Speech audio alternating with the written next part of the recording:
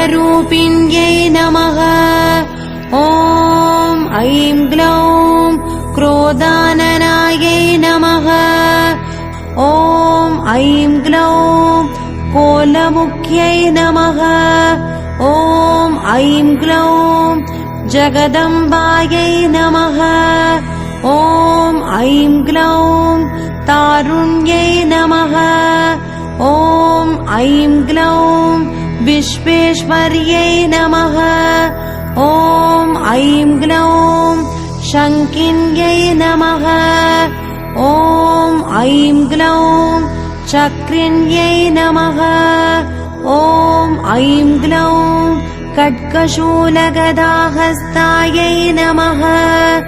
ॐ ऐं ग्लौं मुसलधारिण्यै नमः।